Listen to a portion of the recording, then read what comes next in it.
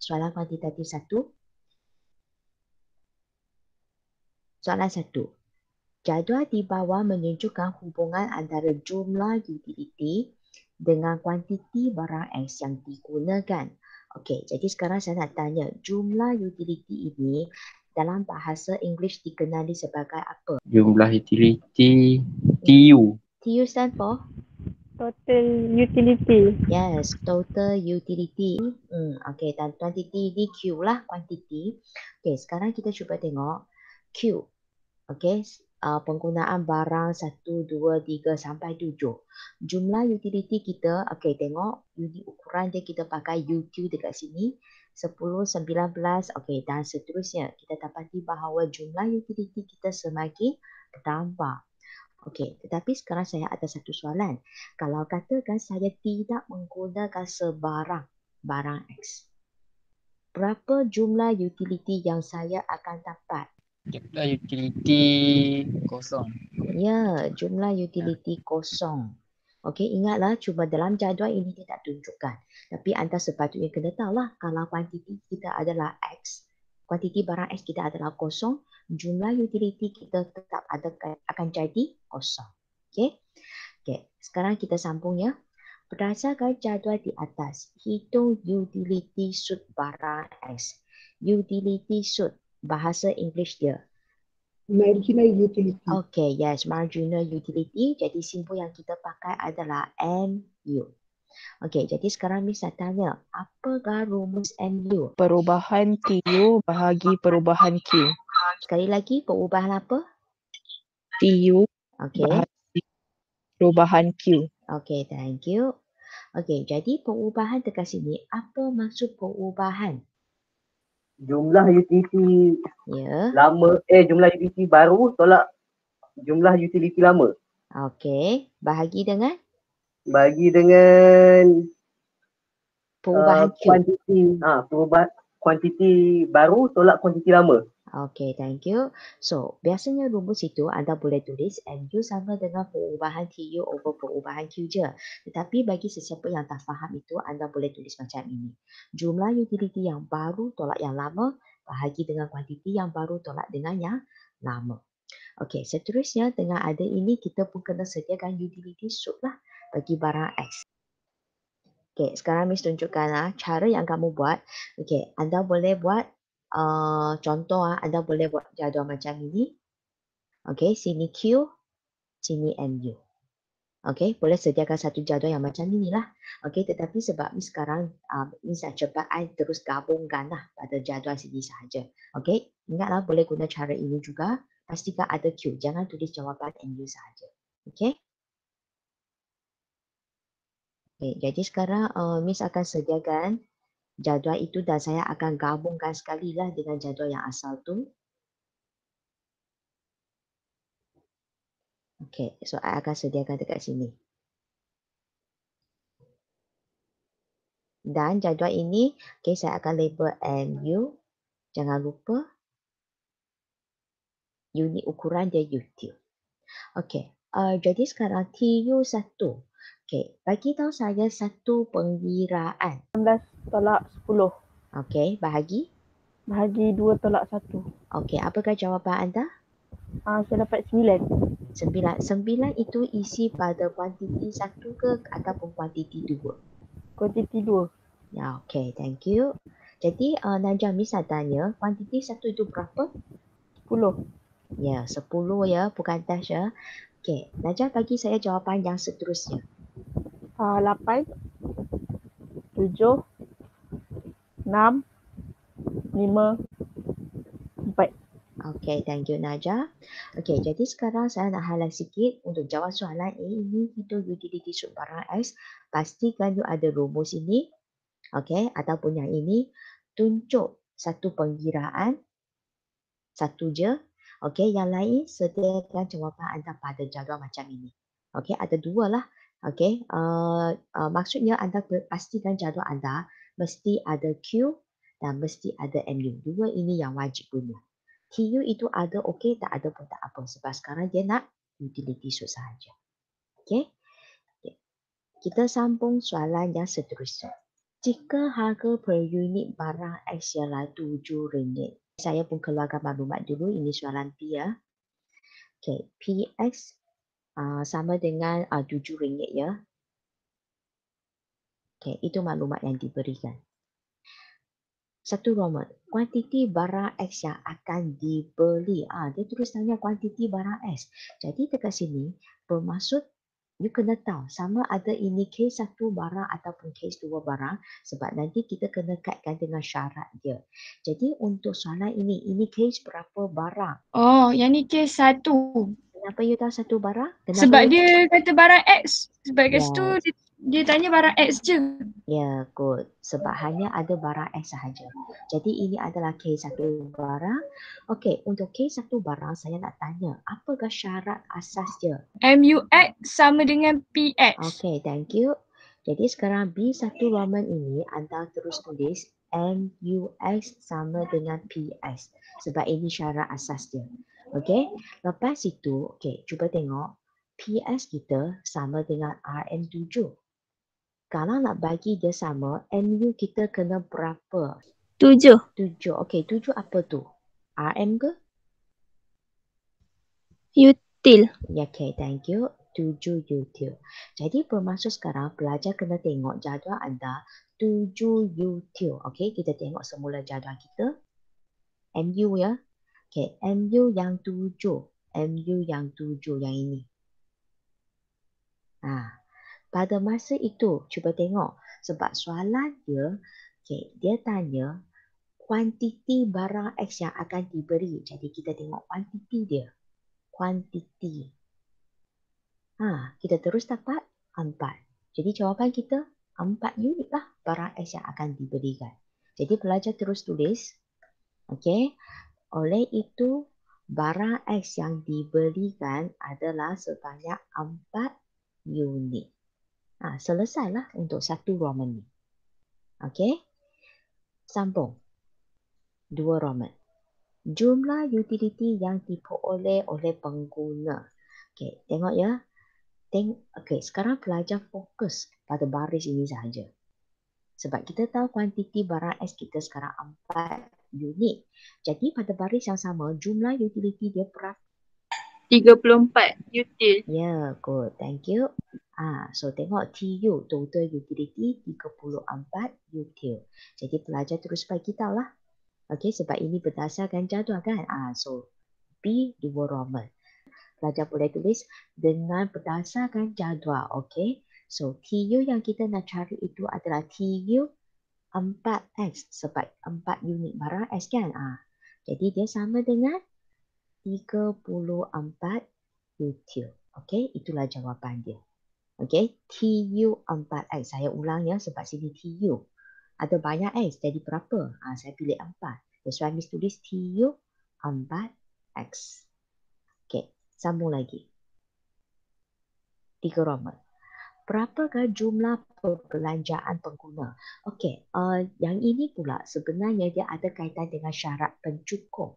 Jadi sekarang Miss nak tanya, apakah syarat pencukup bagi kes satu barang? PX, QX sama dengan I. Okay, thank you. So, case satu barang PSQS sama dengan I. Okay, Syahira Saiful, saya nak tanya, apa benda I ni? Pendapatan, income.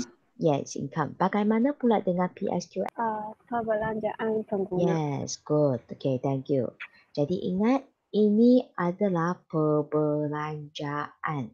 Saya ulang, tadi I is stand for income, jadi pendapatan. Kalau syarat pencukup, pendapatan kena sama dengan perbelanjaan. Jadi PS darab QS sama dengan perbelanjaan. Jadi sekarang soalan dia tanya, berapakah jumlah perbelanjaan? So bermaksud rumus anda dekat sini. Okay. So Miss tulis ya sini. 3 Roman. Jumlah perbelanjaan, hari itu kita pernah belajar. Bahasa Inggerisnya total expenses ataupun total expenditure. TE sama dengan P darab Q. Okey, anda boleh guna rumus macam ini. Kalau tak nak, you boleh tulis jumlah perbelanjaan pun boleh. So P kita, P kita berapa dekat sini? 7.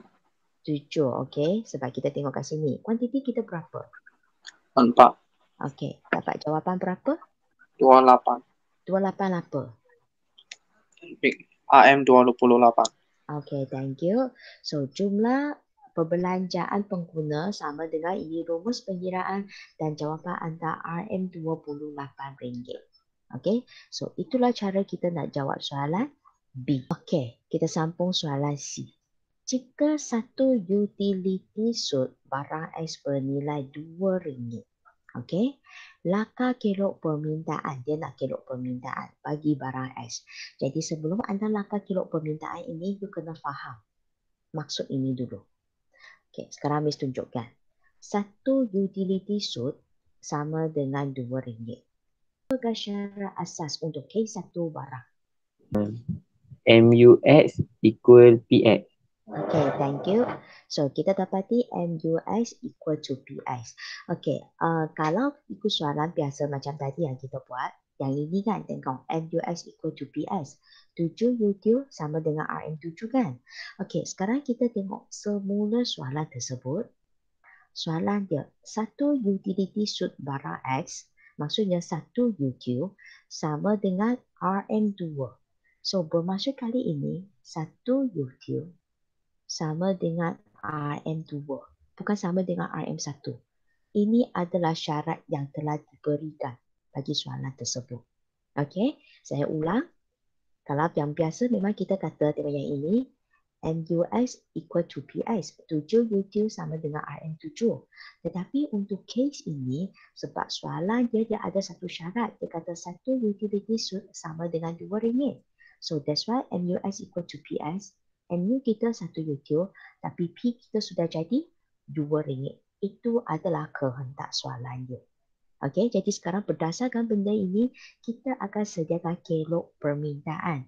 Jadi, dekat video itu Miss pun telah bagi tahu. Kelok permintaan ini, yang ini kelok permintaan dia, asal dia adalah daripada MU kan? Okey, jadi sekarang nak memudahkan anda, saya akan sediakan 2 kelok bagi anda tengok.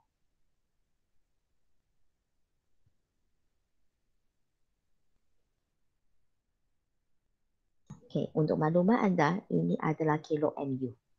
Yang ini adalah kelok DT. Okey, ini asalan, ini kuantiti, ini sama punya. Yang ini MU, yang ini akan jadi P. Okey, sebab you cuba tengok, paksi X dia 220Q. Paksi Y dia 1 MU 1 P. Sebab syarat asas kita MUX sama dengan PS. Tengok MU, tengok P. Dia akan jadi sama punya. Okey, dan okey, kita cuba tengok. Tengok semula jadual yang asal ini. Kan kita ada kuantiti kan yang ini. Kita juga ada MU kan. So, bermaksud dengan adanya data-data yang wujud dekat sini, kita masukkan sahaja. So, contoh, pada kuantiti pertama, 10 util. Okey. Pada kuantiti yang 7, 4 util. Okey, contoh Miss pun buatlah. Okey, pada kuantiti yang pertama, ini kuantiti pertama. Berapa util? Okey, MU dia 10. 1 titik. Okey, so I pun buat dotted line dia. So, you pun tunjuklah. Okey, sehingga, okey, sini 7. 7 util itu dia berapa MU dia? MU dia 4. Okey.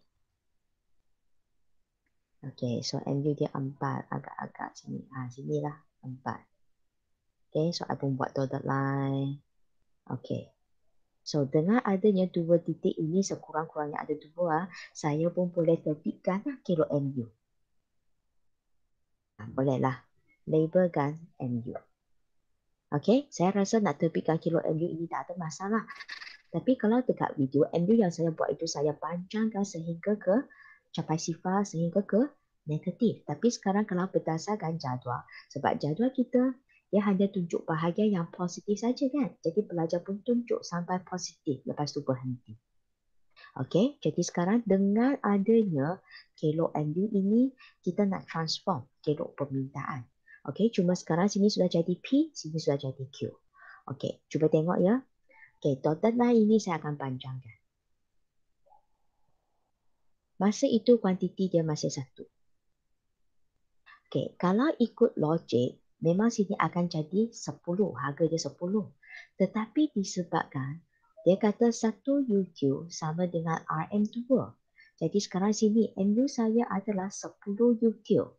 Jadi dia akan jadi RM berapa? Sorry tak dengar. RM20. Okey. RM20. Okey, thank you. Ya, RM20.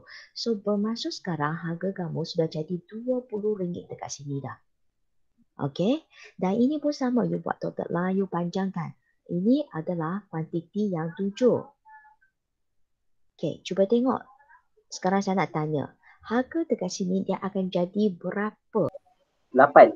Yes, thank you. Okey, harga jadi 8. Jadi sekarang dengan adanya 2 titik ini, okey, pelajar pun sambungkan lah. Okey, dan labelkan ini adalah kelok DD yang mencurung ke bawah dari kiri ke kanan. Okey, jadi kenapa kelok dia macam ini? Sebab asal dia adalah daripada syarat asas dia. NUX sama dengan PS. Ini NU, ini P. That's why kita kena panjangkan. Okey, tengok dia adalah dibuat di sebelah kiri kanan lah supaya senang kita nampak. Cuma perubahan dekat sini. Sini 10 jadi 20. Akibat syarat yang diberikan, 1 UQ sama dengan RM2. Okey, jadi itu adalah keseluruhan soalan dia lah. Cuma bahagian C ini dia susah sikit saja. Okey, sekarang Miss akan go through soalan-soalan, tengok siapa yang ada masalah. Amir? Miss, Hmm. kan yang kilo MU tu kan, Hmm. kuantiti dia bukan 4 ke? Kuantiti dia 4. Okey, kejap ya, saya tengok semula. Kuantiti 4. Kuantiti 4. Oh, maksudnya jawapan dekat sini. Amir dengar tanya soalan B ke soalan C? Soalan C.